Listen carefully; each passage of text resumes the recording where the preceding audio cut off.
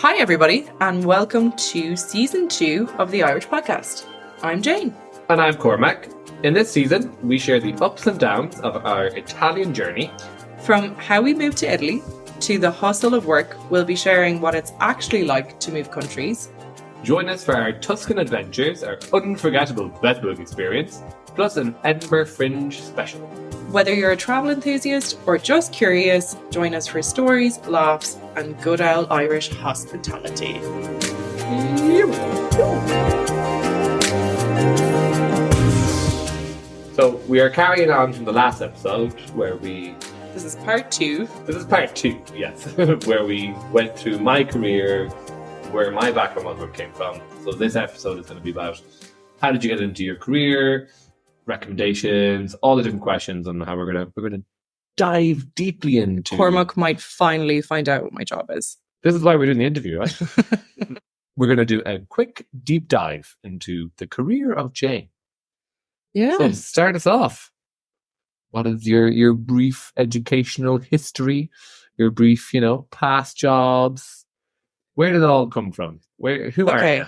I'll try and keep it brief because the other day I was trying to update my LinkedIn, and on my LinkedIn I had 38 past jobs, and I managed to kind of condense that a little bit, but I think in total I've had over 60 jobs now. Yeah. Which is a bit wild. It's a lot. It's a lot. I'm at 30 plus 1. So, I've got a few more years on you. But yeah, I've had a strange career. I did an undergrad in NUIG, or University of Galway, in arts. Not worth the piece of paper it was written on, but as my dad said, he was like, you don't have a clue what you want to go and do. Why don't you go and piss around and learn something more? So I did psychology and sociology and political science as my undergrad. And then I took a gap year, didn't know what I was doing myself. Recession had hit and I could barely get a job. I had like a little bit of waitressing experience. I had modelled in college and had gained a severe amount of weight going into my gap year, so I couldn't model anymore. So I was kind of working like promotions. I was doing some kind of, just like drip drops of work. I didn't have anything settled, and it was very difficult to even get like a bartending job at that time. And I felt like such an idiot in that gap year. I went on the dole. I didn't know what I was going to do. Thankfully, my parents were like, "Go. You've always had an interest in the arts. You grew up in the arts. Why don't you go and do an arts policy and practice master's?" From like in my gap year, I had gotten a job bridge scheme job, which is essentially where you're still on the dole, but a company and a lot of companies at the time were taking on people just saying, we are going to pay you an extra €50 on top of your dole, which I think at the time was maybe €180 a week. So we'll give you €50 extra a week if you work 40 hours a week for us. But I got in with a really, really nice company. They were a boutique, a clothing boutique. And I had a little bit of social media experience. I got really invested into social media, into website building, all that. So I got a laptop when I was like 13, 14, got really into building websites. And so I kind of looked after their online store and building out their social media a little bit. And that's where really I got my start. Is that before you ended up doing your little blog as well? No, I'd started my blog, but I wasn't truly invested. I kept on jumping in, jumping out. I was never fully done. Side project. Yeah, it was I'll always dip into it when I'm bored. Yeah, it was always just a bit of a side project. And at that time, please remember that there were no influencers. Like that wasn't a thing. No, Instagram wasn't a thing. I didn't realize. I kind of kick myself now where I should have just stuck to my guns and been like, okay, if I'd stuck with that initial vlog, then who knows what would have happened. But sure, look, we always look back because people just didn't know what it was back then. But I had gotten into this boutique and they were really good to me. And I did my master's and they kept me on for pretty much all of my master's. And I wasn't very good, to be honest. So I was just learning as I was going. But they did give me a really good opportunity. During my master's, I gotten a couple of really big arts jobs. I was still there in a little bit of an intern or a little bit of a coordinator, bottom of the barrel rung. But paid internship? They were both meant to be paid. Okay. One didn't end up One paying me. And that was the beginning of my big lesson in always have a solid contract, but always realize that as a freelancer, you're not necessarily always going to get paid. So that was a huge learning lesson for me at 20, where my dad just went, you gotta grow thicker skin if you're going to be a freelancer or work in this industry. Finished my master's. I went into retail for a year. I actually loved retail. And I didn't particularly enjoy the people that I was working with, but I really enjoyed selling clothes. I really enjoyed the customers. And I loved fashion at that time. And I sold really well, which was brilliant. But I kind of thought, I have a master's, working in retail. Maybe I should kind of try and use my skill set that I've learned a little bit. So there was a tech company that I'd always wanted to work with. They were part of my thesis. I applied for them. I got a job. I was absolutely delighted. Moved to Dublin, worked for that tech company. I've signed an NDA with that company, which is actually still in effect, so I can't talk too much about it. Go on, tell us all the crap. I don't want to get sued. Go on. Because they definitely would. Doyle now. Go on, you win. Just tell us a little bit. They're the biggest technology conference in the world, so if you want to look that up, then you'll find them pretty handy. Let's not give too much detail. But I worked for them I had a year-long contract and couldn't last. Hated it. Hated the office style. Hated the corporate lifestyle that it was like a very Americanized kind of in Ireland and Dublin, especially. That it was just starting to come in. Yeah, like Google had just come in, LinkedIn had just come in, Facebook, and eBay, all those big boys. It was just a bit of a nightmare. And I loved in the run up to events. That was really exciting. But as soon as the event was over, I was like, why am I sitting in the office for 10 hours a day when we're not doing anything, like just pretending like we're all working? I really, really disliked it. So my partner at the time was a comedian, and I had worked on and off I'd done the Edinburgh Fringe a couple of times, just going over for a month for the crack and stuff. And essentially he was like, either move to Australia or I think we're finito. So I just went, what an ultimatum. I'm not enjoying my job particularly well, and if you go to Australia without me, then you'll leave me. So I got in touch with the production company that he was with, and they offered me a job on the spot. So went to Australia. I ended up doing the Perth and the Adelaide Fringe. I was working with lots of different comedians. That was very exciting. Made great money for that time as well. They paid for my visa, they paid for my accommodation, my flights, everything. That was great. So that kind of got me back into the arts world. And then for the next 5 years, I essentially worked in the arts, different festivals, different events, worked in the UK, Ireland, Australia, all over. And I absolutely loved it.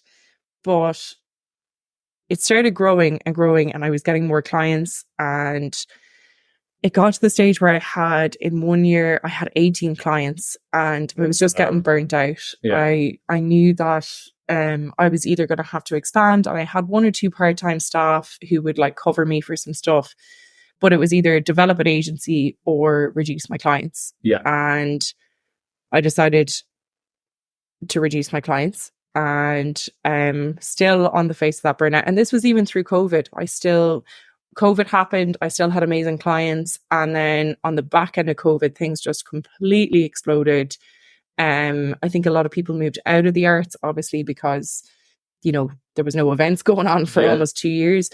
So when I came back in, there was a huge opportunity to pick up clients, and I did, but I just burnt myself out. And so I knew I gotten the opportunity to go traveling for the summer. I was always working remote clients. And so I moved to Italy with you. And I've picked up an amazing corporate client, which I'll probably talk about later in this episode. But I have one good corporate client, and I've got my favorite arts clients still to this day. And so I'm really, really happy working. That's a good segue though into our next question, which is just like your current jobs and like where you're at right now. So my current jobs are I have an energy engineering company that I work for who reduce CO2 emissions. They go into different businesses, and they do everything from energy audits to like project management to completely redefine what a business outputs are.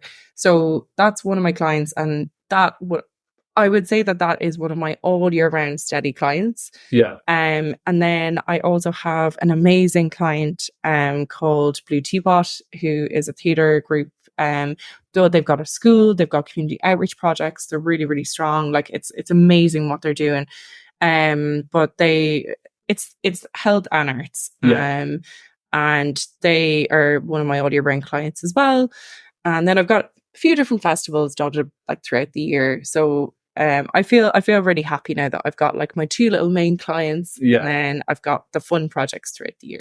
Okay. And then going from that, you're happy now with your clients. And I suppose, for anyone trying to find clients or get into your industry, for someone who wants to get into a career in marketing or events, what should people do? I think it's two very separate things. Like marketing is marketing and events are events, even though I have a really nice crossover. If you want to work in events, then God bless you, but you got to be a hard worker. And the best thing that you can do is to simply apply to work in events. Either there's multiple different avenues that you can go down. Do you want to go into the production route? Do you want to work on site? Do you want to do the bills? Do you want to work for 6 weeks leading up to the event? Do you want to do the takedown after events? Do you want to work in administration where maybe you're going to be working all year round, like the financial side of it, or maybe the communication side of it, or the grant application side of it? There's so many different areas and events that you can work. Like, do you want to work in lighting? Do you want to work in artist liaison? Do you want to work in volunteering? Something that people will always ask as well, whereas it's like, how can you be, either in social media or in marketing, but then also be involved on the ground? Because that's very much, from my point of view, before I met you, a job that I would consider is only solely in the office. Mm-hmm. So how does it intersect being on the ground in a lot of ways? Is it just because you take on different responsibilities, or is the social media, the marketing person expected to see how things go on the ground? So it's totally, so I had a marketing perspective truly before I got into the arts world. And I ended up doing more courses than that, like after my master's and stuff, just to top myself up, essentially, because marketing, again, it wasn't the hugest thing. Like social media was not a big thing when I had started my career. So I was really lucky to be doing social media, but for arts organizations or for events who maybe had put social media a little bit on the back burner. Yeah. And I was the one to be like, I can come in on a producer capacity or on a production capacity, but I can also do the social media for you. Yeah. And so that's how I ended up getting a lot of my clients was, hey, I'll come in and I'll look after the artist accommodation and travel and transport, but I can also do your physical and digital marketing for you. And that's how I kind of sold myself. And then as I learned more about marketing and as I became more niche, I was able to turn to those clients that I'd worked for being like, it was great work in production and it was great work in this, but I'm kind of focusing more on the marketing. Or I could turn to it if they were a bigger festival or a bigger or arts organization. I could say, you actually need this all year round. And maybe for your grants applications, it's more beneficial to you if you have an all year round marketing strategy, and I can provide that to you. Yeah. So I think it was because I had the dual skills, I was able to get in with some of the companies that maybe I wouldn't necessarily have gotten into. And whichever one was the strongest, then I always sold off to them. Absolutely. So it's been a balance. I've always worked, for years, it was always 50-50 production and marketing. And then as time has gone on, especially after COVID, it's now more like 20% production, 80% marketing.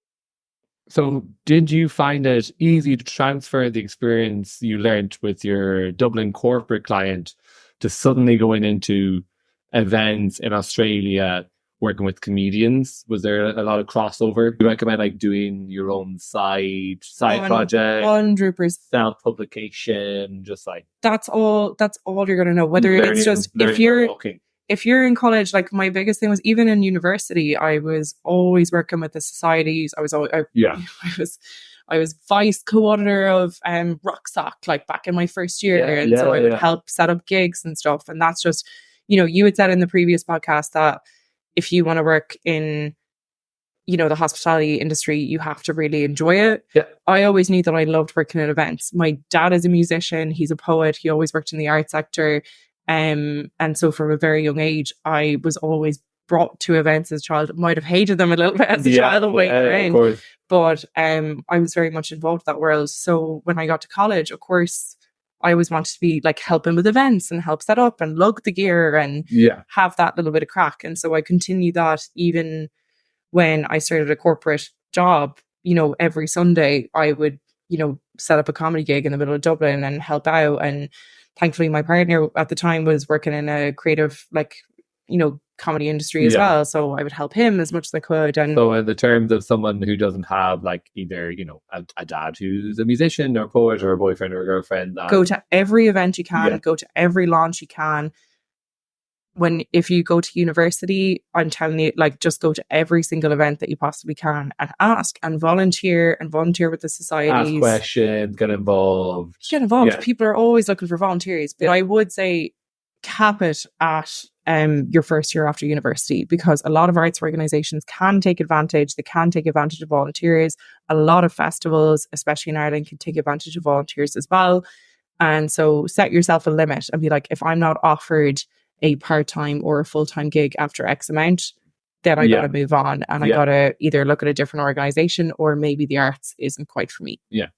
So then what's been your hardest job, either past or present? I think the hardest job was that tech job that I had in Dublin. Again, I signed an NDA, so I can't say much about it, but also just mostly the company culture. I knew that I didn't fit that corporate world, and so trying to fit in there was also massively feeling like an outsider. And my life was still very much in Galway, even though I was living in Dublin. So I was traveling back to Galway as much as I could. I'd always try and get like an hour or two short on the Friday, just so I could get the bus home.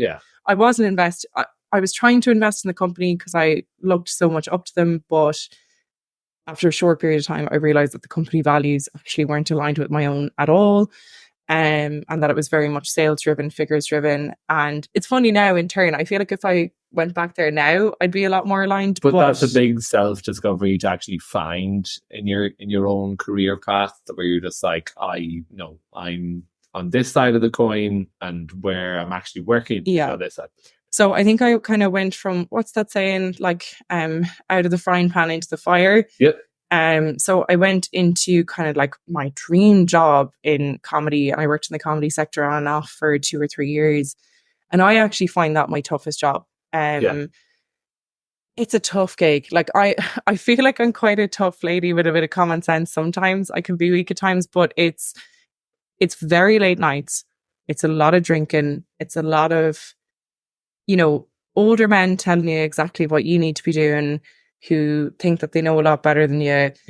And you might only be taking tickets on the door. Do you know? But I found it really tough because you did a lot of like actual, like, for want of a better word, like man management as well, like artist management, making sure that they were set up, ready to go. Compass mentors, looking after their tickets, looking after their wages. Seated on time before the show started. That was kind of your role. Yeah, and it's not necessarily just that job in Australia. Like, I think that job in Australia was actually fantastic. But I just mean in events in general. I think that whole comedy side of things, if you work for a really good company who look after you, you'll fly it.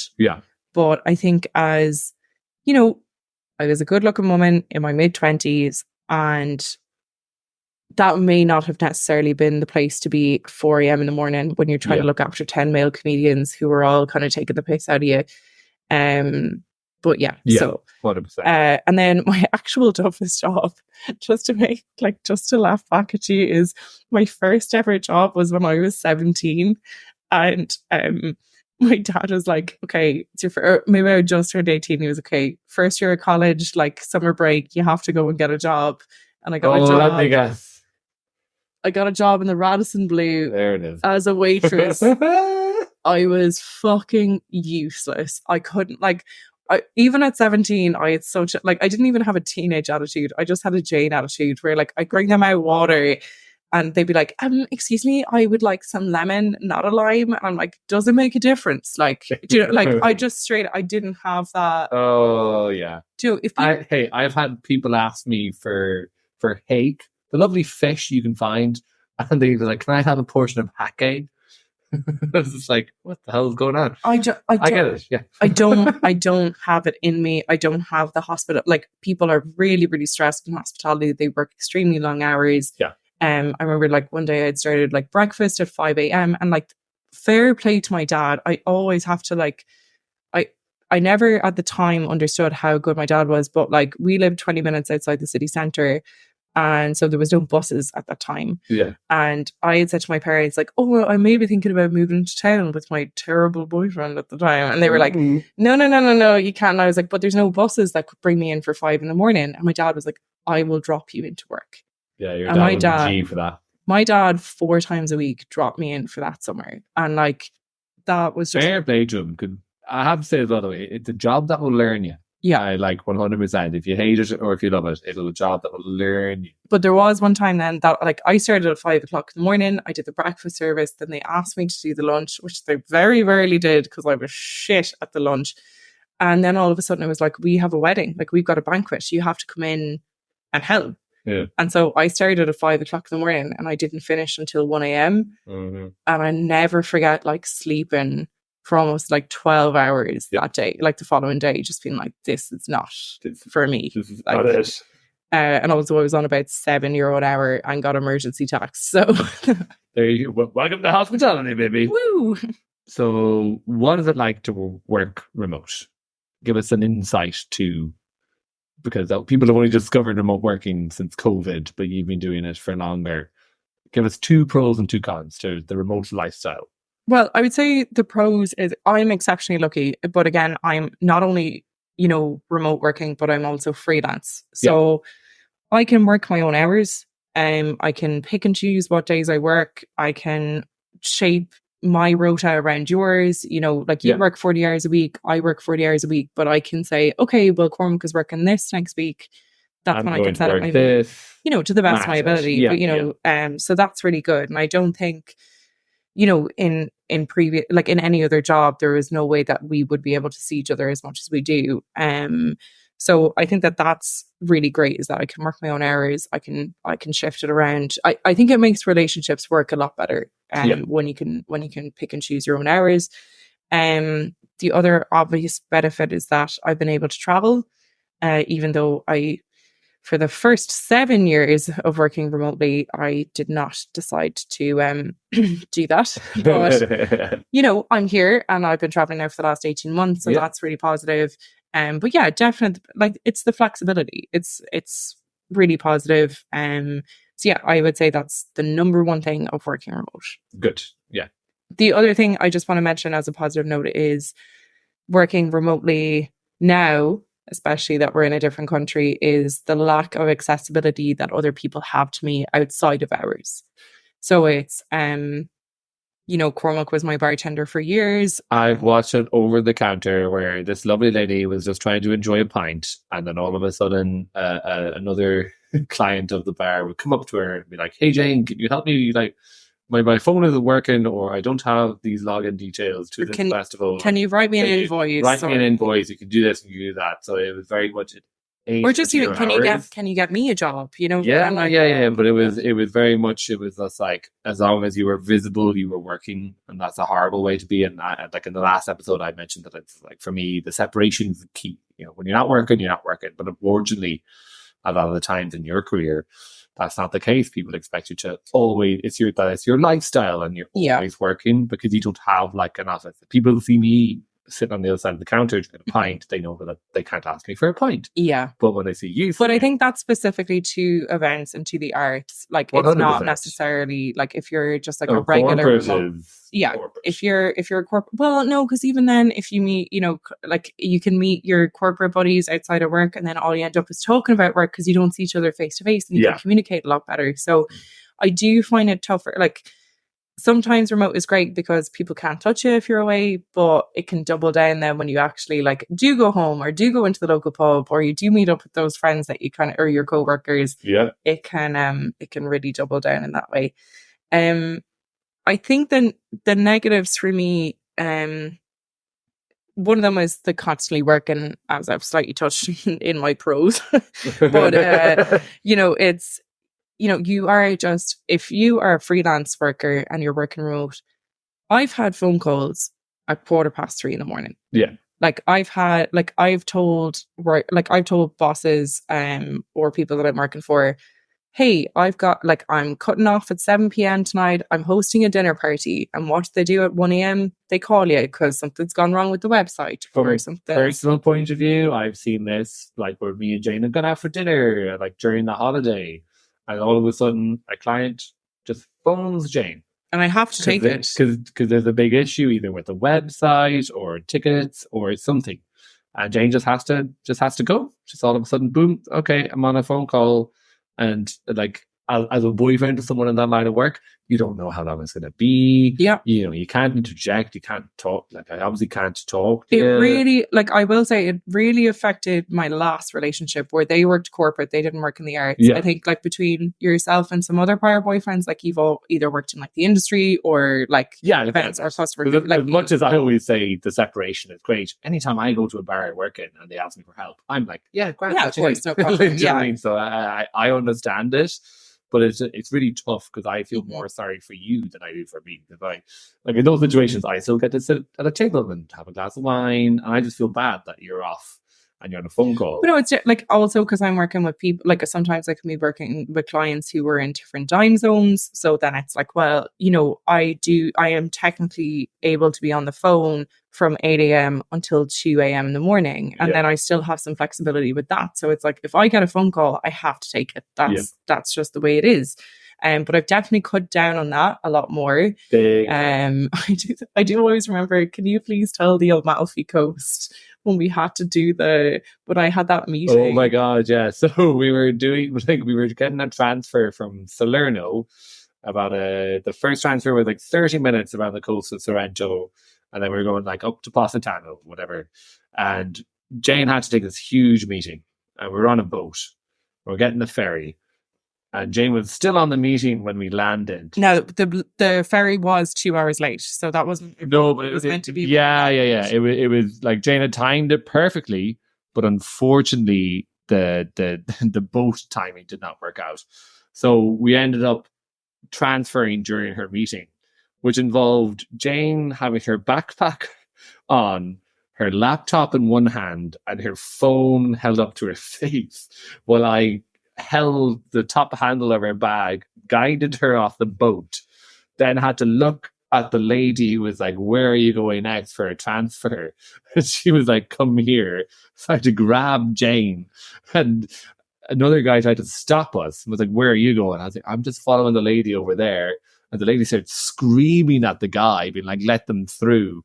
To what kind of Jane looked up from her meeting. I was just like, follow the angry lady. Just like walked her across the boat, pushed her onto another boat, sat her down, and then just went and got a beer. Didn't get to see Positano at all. But anyway. No, you were looking at a laptop screen that was in your hand. That was that was mental. It was a good meeting though. It was good. Good. Got a lot organised.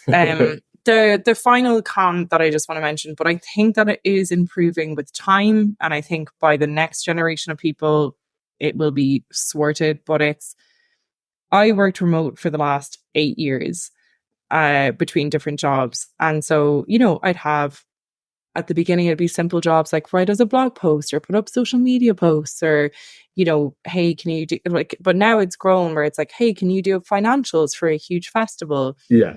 And I lived at home an awful lot on and off in my 20s. And my parents just did not understand that I was working. Like literally broadcasting EU project event meetings. I would have my mother walking in saying, do you want me to cook dinner? And it's out of the goodness of her heart, but she just didn't understand that it's like, when I'm in the office, I'm in the office. Like as I had 2 towers of shoe boxes, like building, it's just, they just didn't get it. Like, like I'd be working from bed an awful lot because I didn't have, again, a desk or whatever. And they just didn't understand. Yeah. And I think they're getting better at it now, especially like my brother came home during the COVID period and he had gotten a job which was part-time remote and then developed into like an on-the-road job. And then they saw him working and they were like, oh, well, he works for like a real corporate company and he's working remote, so it must be a real job. But, for 5 years there, it was like, no, I do have a real job. It's just, so I'm hoping, to anybody who works remote out there, and then people just think, oh, sure, you're just hiding up in the room on the Facebook, it's sure, you're just clicking a few buttons and it's not that hard and anyone could do that.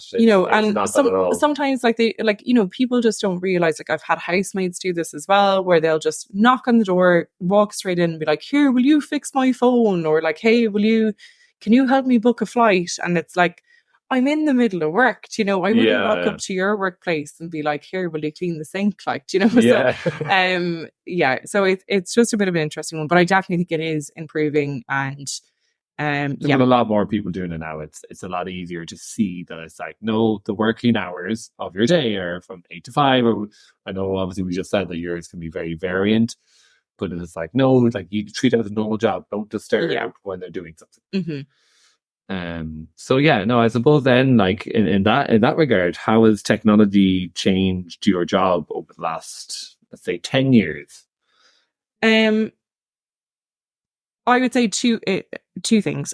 One is that it's definitely become more socially acceptable. So people, your mom, your dad, your granny, your granddad, everyone is starting to understand a little bit more that, oh, well, that device allows you to work. So I think that's a really positive thing. I think that, there's a huge pushback at the moment because a lot of huge corporations have a lot of office space to fill in Dublin. And so they're like, no, you must come back to the office. But I think everyone is starting to get the jig is up. Why should I be why should my commute be 3 hours a day and I'm not getting paid for it? So people know, I wasn't getting paid for my commute, or, you weren't even giving me money to fucking commute to this office. Why should I be doing it now? So I think that people are starting to click on that remote working can be very beneficial. Not for everyone, but obviously Zoom came in and different platforms, apps, technologies. So the other side of technology I want to say is that there is a huge thing where niche programming has become more accessible for everyone. So if you think about 10 years ago, you had to know Photoshop to edit a photo. Yeah. Or you had to know certain video creation platforms in order to fit it. Everything was so segmented. Or to build a website, you had to be a full-on web developer. Whereas now, I think for that middle tier person who wants to get into marketing, or for organizations who don't have a huge budget for marketing, it's you can build a Squarespace website and it'll be €250 a year, but you can build it in a day and a half. Or there's Canva instead of Photoshop now, so you can get, it's not going to be as pretty, or it might not be as amazing, but you can still get the job done on a lot lower of a budget. So I feel like I fall into this real median of, I'm not a graphic designer, but I end up doing graphic design. I'm not a web developer, but I end up doing web dev. Yeah. And I think in the last 10 years, it's really grown from, instead of me having to spend a month trying to learn how to build a website, to, okay, I can watch a couple of YouTube tutorials and really get into this, ChatGPT it, how do I build a website? How do I, so I think that tech is just becoming more and more brilliant for that middle tier company who doesn't have a huge amount of money. Yeah. But that it is coming down to, it is going to be harder for the waylay marketing person, because they're going to put everything on one person, where they're you need to be sales, and you need to do B2B, and you need to do B2C, and you need to do your Google, your Facebook, your meta ad, and you need to do all the creatives, and you need to do the graphic design, and you need to do the physical marketing, and you need but it's making it easier. Yeah. Overall.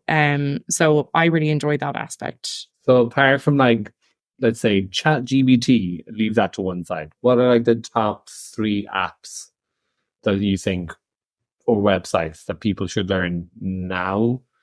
Is it Squarespace? Is it WordPress? Is it what are the 3 number top tiers? I think having a really, really good background into I think you just need WordPress across the board, because for for a good institution or for a good website, they're always going to go back to a WordPress build. Yeah. So I think knowing how to maybe not even necessarily build WordPress sites, but how to use the back end, that is so important. You need that if you want to get into marketing. Yeah. The next one is Canva.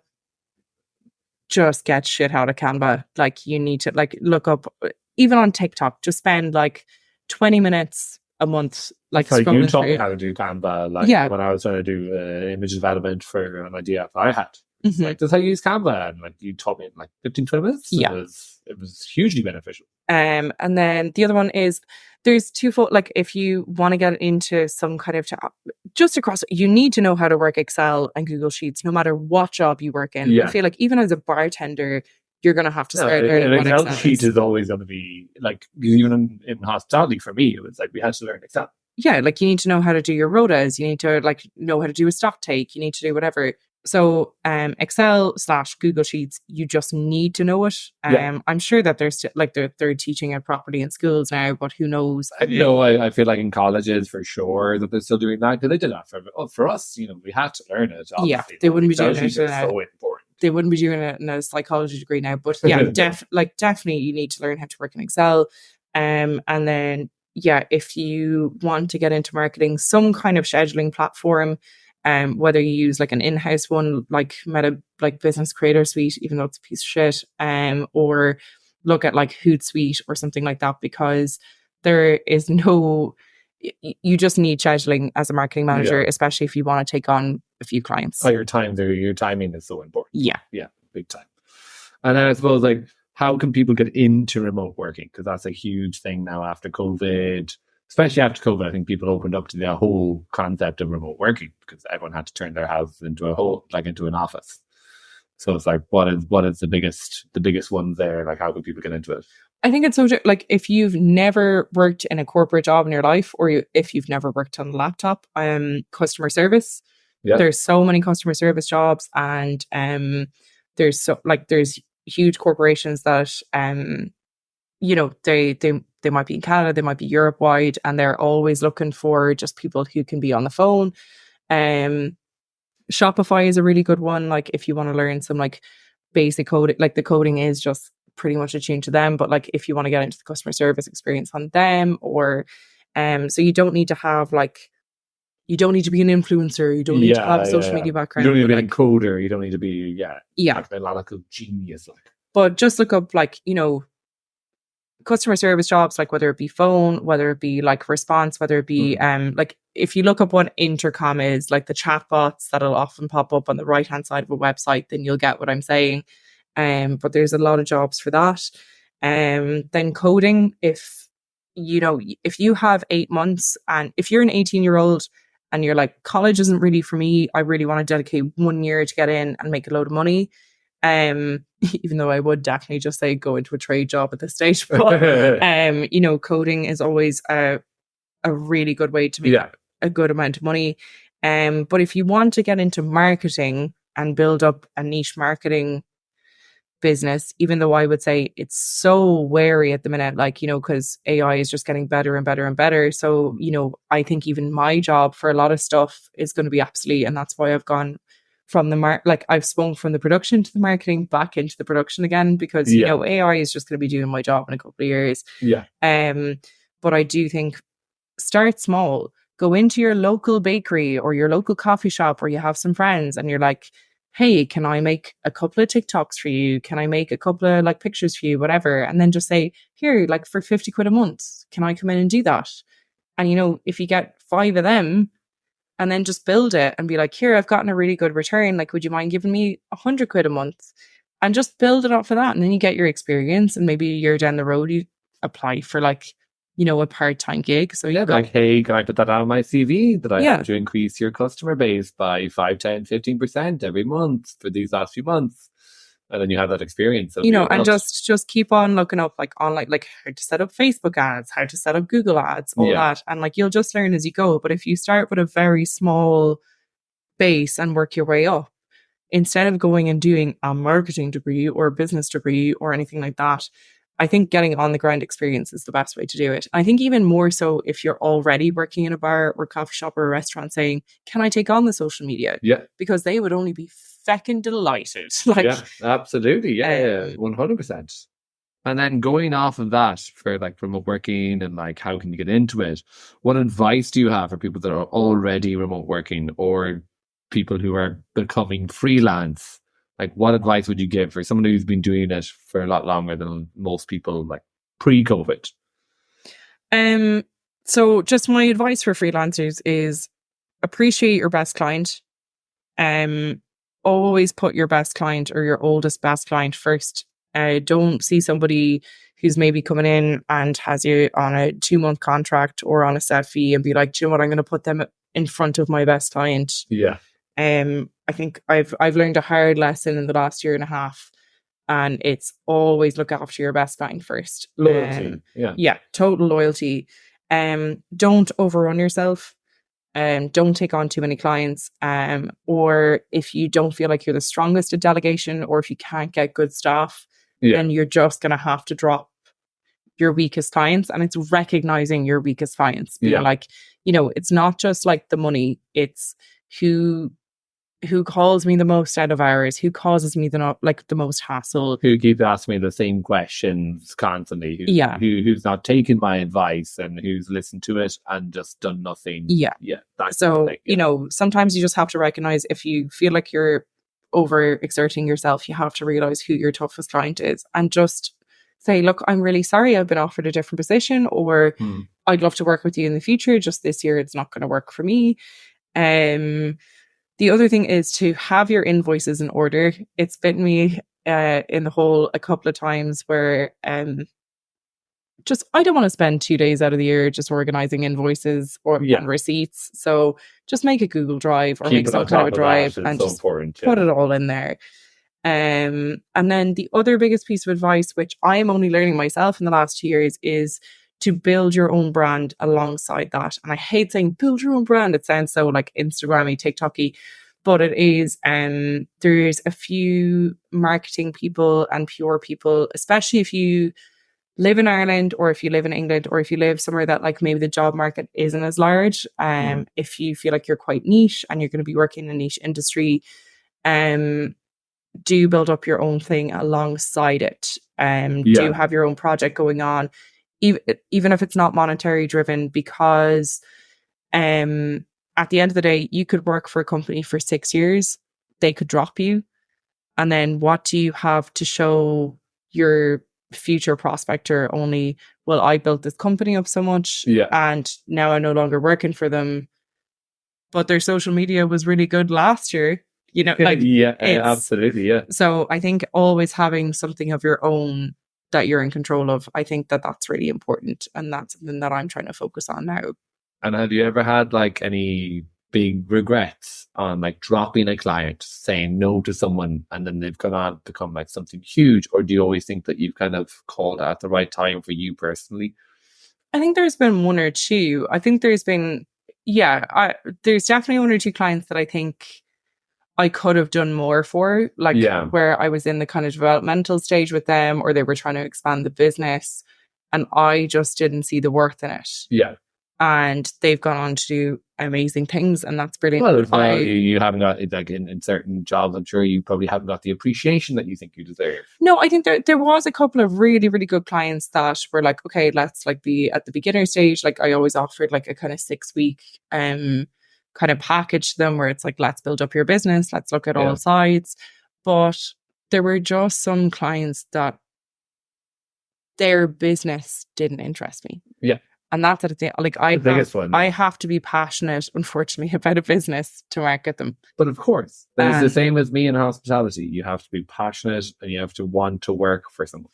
But unfortunately, I am technically a salesperson, so I should be able to sell my soul a little bit more. But unless I truly enjoy the product or the person or the project. But I suppose then, like for someone then who's in remote working, how did your job change when you moved to Italy? Like, did you find a massive difference? So I think one of the biggest changes was, although I was remote before, I had always been that remote worker, but had never left the country. And so I was always able to like pop into the office here or there. And it's not to say like I still travel home for like big events or anything like that. Like I still travel back to Ireland like 4 or 5 times a year. So for anything like upcoming, I'll always pop in. But I think when I was remote, I would still always drop in. Wasn't being paid to drop into the office, but I always would. So it was a little bit of a difference for me from going to, maybe I'll pop into them once a month where I might meet the new employee, or I might see the new person who's come on, or I might hear the new, like, you just hear more through the grapevine. Do you feel you were like a remote worker treating it as a hybrid job rather than like totally, I was also, like, I worked in an industry where, okay, the arts doesn't have a whole lot of money, so some of the people that I were working for, like, they didn't have offices. Or they might only have offices for like the 4 weeks leading up to an event. The actual event. Yeah. There were other people who just didn't want me in the office the whole time. They were like, "Oh, you're a marketing person. You can dot in and out. That's the way you operate. That's fine." And then there were people who, although they weren't paying me to come into the office, they would expect me to sometimes, and maybe not remunerating that. But I think when I moved to Italy, I think I'll just tell, this was probably going on for far too long, but I'll just tell one story of, I had a client that I really liked, and it was a bit of a tough gig, but I was quite passionate about it. And I'd always worked for them. They didn't have an office. I started with them just at the beginning of COVID, and they had done 2 online festivals. That was all great. We moved into a physical festival, and that worked fine. I did not come into the office because there was no need for me to come into the office. We would do. There wasn't an office originally. There wasn't an office for the first 2 years. Very hard to come into work when there is no but then physical space. After COVID, they decided, okay, because 2 of the main managers, they had never worked remote before COVID. They really disliked it. They wanted the social aspect of it. And so they found an office space, and all of a sudden it was like, you should be in the office. And I was like, well, I have 6 other clients. I work for you part-time. Like, what are you talking about? Yeah. And I'm growing my business. Like, I can't set. And they were like, oh, well, you need to work set days, or you need to whatever. And I was like, I'm a freelance marketing manager, or like, I'm a freelance marketing consultant who's always been this way. But unfortunately, it was the type of contract that I had signed on to where I was an employee of theirs rather than a freelancer. Yeah. And that taught me an awful lot, where I was like, I should have just signed a freelancer contract with them. But it was, at the end of the day, they thought that they had a lot more control over me. And I was like, this is the way it's always been. Because you guys have decided to implement changes, that's fine. When it's the end of my contract, we'll discuss it. We were only meant to go on a holiday for 6 weeks, and then we ended up staying.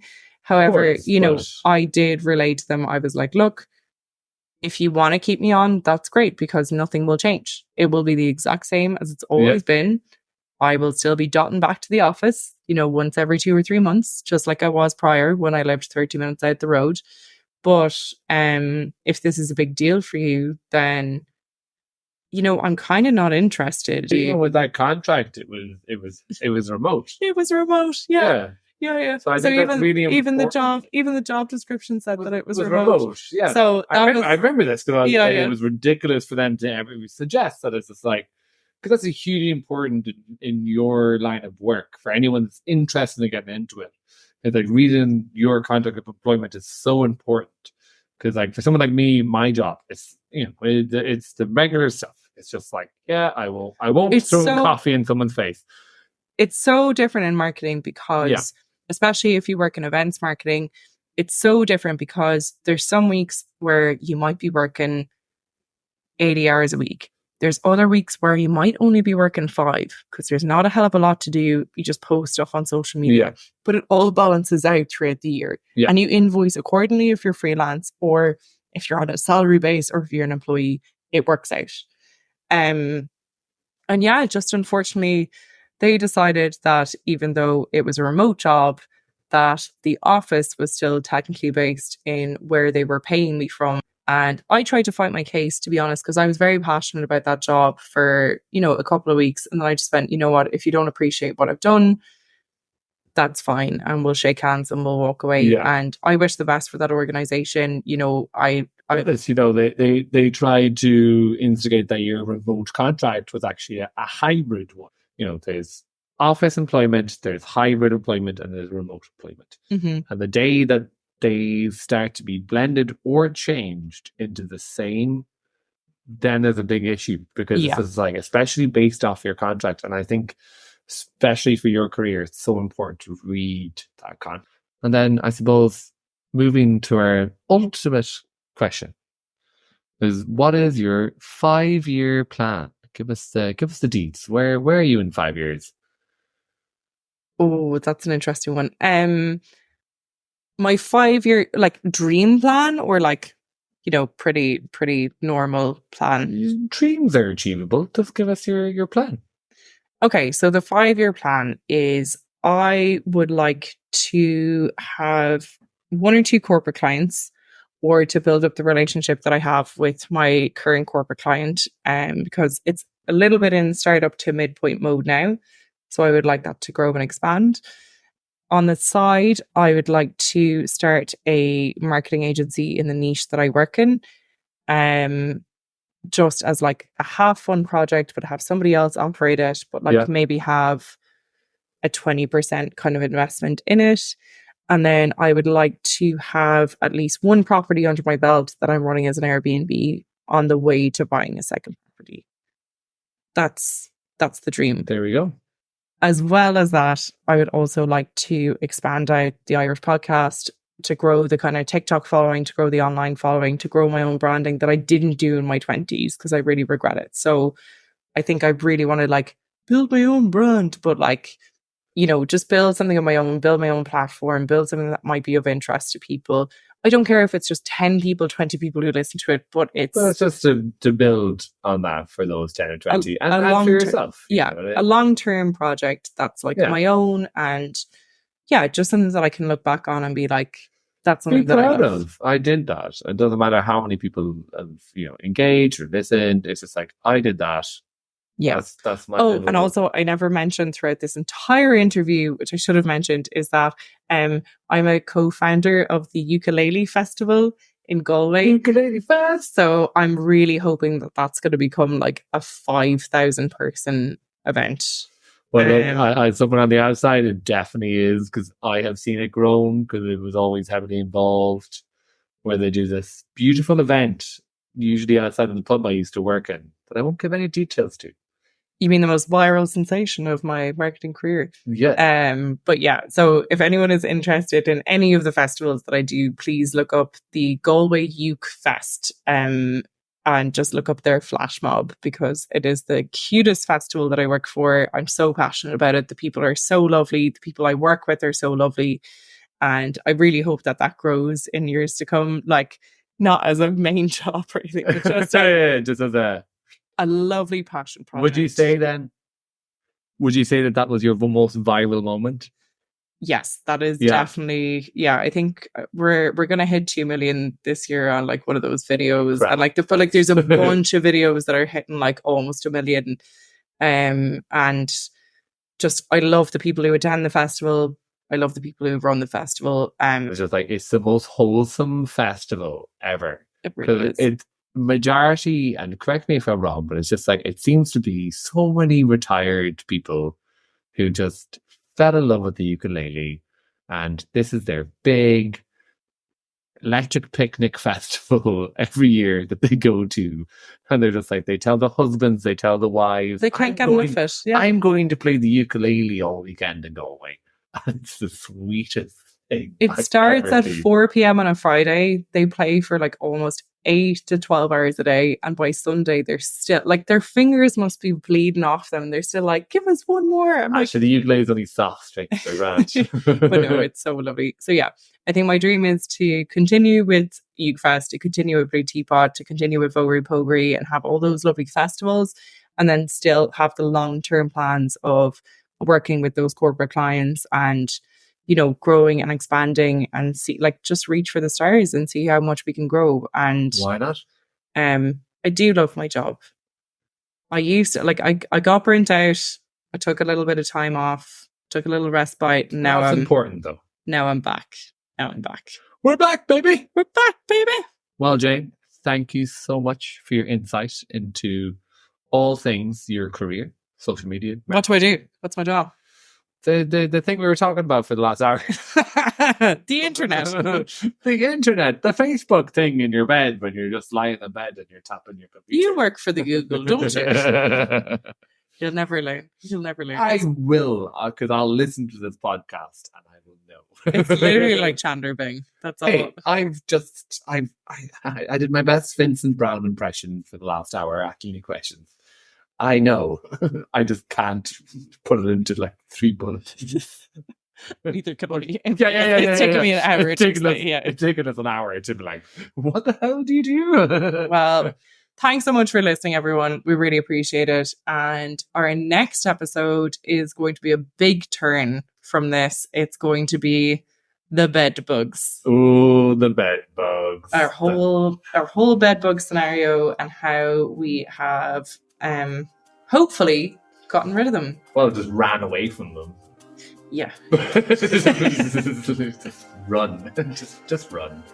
But yeah, thank you so much for listening. If anyone else has any questions based on even the last episode, my career or Jane's career, hit us up on TikTok, hit us on the website, message us. We're more than happy to answer any queries anyone might have. Thank you so much for listening. If you like this episode, then you can find us on theirishpodcast.com or you can find us on any major social medias at The Irish Podcast. We'll see you in the next one. Hopefully. Can't wait! 6 more months! 6 more months! 6 more months in a movie!